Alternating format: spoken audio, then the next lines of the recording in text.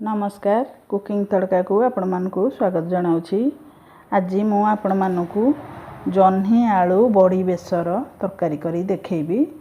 जह्नी आलू बड़ी बेसर तरकारी बहुत बढ़िया लगी थाए खाइबा को। आसंतु वीडियोटी आरंभ करिबा। जह्नी आलू पई मु एठी आधा केजी जह्नी ताकू भल करी धोई करी एई भली भाबे लंबा लंबा चोपा छडे लंबा लंबा काटिची।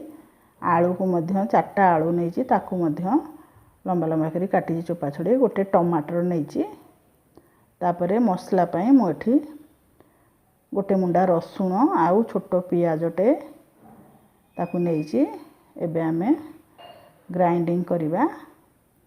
तापरे ग्राइंडर गिनारे मु रसुण पियाज को दे दोची। तापरे एठी 2 चामच सोरिष नहीं तापरे गोटे चामच जीरा नहीं आउ गोटे चामच धनिया पाउडर नहीं भल करी आमे एबे मसला को ग्राइंडर करदबा। अल्प पानी देकरी चिकन करी बाटिबा कारण एटा सोरस मसला। तापरे बाटी सारी देखंतु ए अधा बटा हेची। तापरे सेई गिनारे मु टमाटर को दे दोची कारण एटा सोरिस मसला सेति में टमाटर आमे सोरिस संगे बाटी दबा। देकरी भल करी चिकन करी मु ताकू एबे पेस्ट कर दोची। देख केमती हे गेला हमर मसला रखि दोचा। एबे आमे गैस लगेई गोटे कढ़ाई बसेबा। कढ़ाई हमर गरम हेले आमे सेथरे किछि रिफाइन तेल दे दबा। तापरे तेल मु एठी किछि बड़ी नैछि। तापरे प्रथम आमे बड़ी की भाजीबा। बड़ी हमर भाजी हे गेले पूरा भल करी भाजी हवा जाय आमे भाजीबा। एटा मु जह्नी आलू बड़ी बेसर तरकारी करुच्ची से एथरे मु बड़ी नहीं बड़ी आमर भाजी हो गलानी। एबे आमे ताकू गोटे प्लेट को काढ़ी दबा। काढ़ी सारी सेई कड़ाई रे आमे आलू को पकई दबा। आलू को सब पकई भल करी आलू को एबे आमे भाजीबा।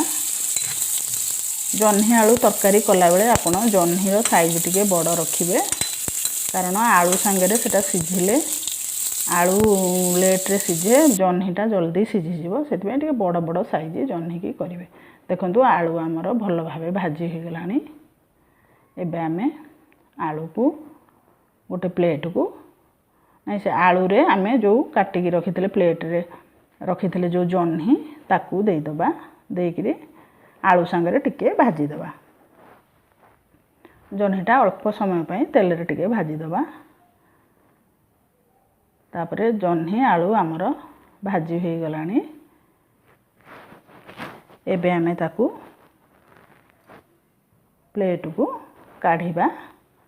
देखंतु जह्नी आलू आमर भाजी हो गलानी। एबे आमे गोटे जगह को प्लेट को काढ़ी दबा। ताकू काढ़ी सारी किरी सेई कड़ाई रे आउ किछि तेल दे दबा।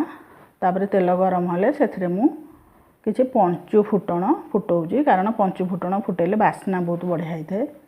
तापरे काटी की रखितबा गोटे पियाज को दे दोची। सेथि पई मो मसला रे छोट पियाजटे बाटी थिली।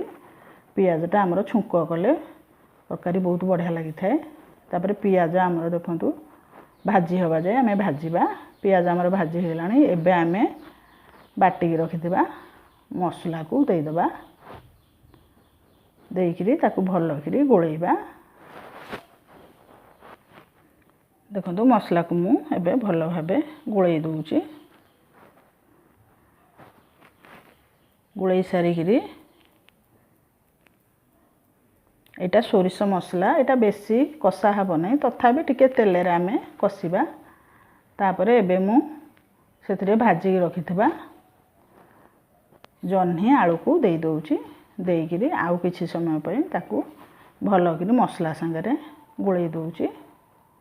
जह्नी आलू बड़ी बहुत बढ़िया लगी थाए तरकारी खाइबा पई।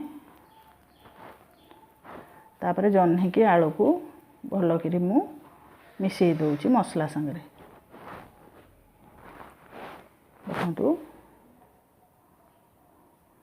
तापरे मु एबे सेथिरे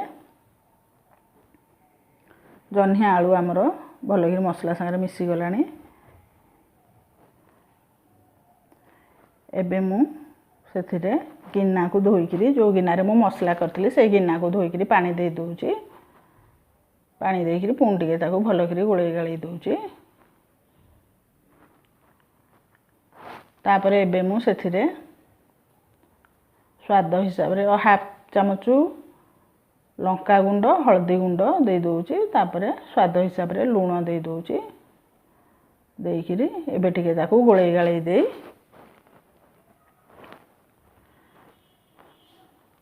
तापरे एबे सेई गिन्ना को धोईकरी मु आउ पानी दे दूची देकरी एबे आमे ताको भल करी मिसेईकरी एबे गोटे ताको घोड़ेई दबा गोटे प्लेट किछि समय ताको आमे सिझिबा को दबा किछि समय आमे ताको एबे सिझिबा को दबा किछि समय पर देखिबा हमर तरकारी हेलानी ना नाही देखो आमर तरकारी एबे पाखापाखि अधा ही आसलानी आलू मध्य सिझीगलानी एबे आमे सेथिरे भाजिकी रखिथिबा बड़ी की देदेबा कारण बड़ी प्रथम रु पकेबेने बड़ी सब मिसीज से तरकारी हे आसला बेलू बड़ी पकेबे आउ किछि समय ताकू घोड़ेई देबे तापरे आमे एबे बड़ी पकेइकरी किछि समय आउ घोड़ेई देबा आउ टिके सिझिबा को दबा किछि समय पर देखिबा हमर तरकारी हेलानी नै देखंतु तरकारी हमर केते सुंदर देखा जाउछ आपण देखि पारथबे बड़ी जह्नी बढ़िया गोटा गोटा अच्छी एबे आमे गैस को बंद कर दबा आउ तरकारी को प्लेट को काढ़ीबा आपण आकु घरे निश्चय तैयारी करिवे एई भली भाबे बहुत बढ़िया लागिथे तरकारी खाइबा को निश्चय आकु आपण घरे तैयारी करिवे खाइबे आ मो चैनल को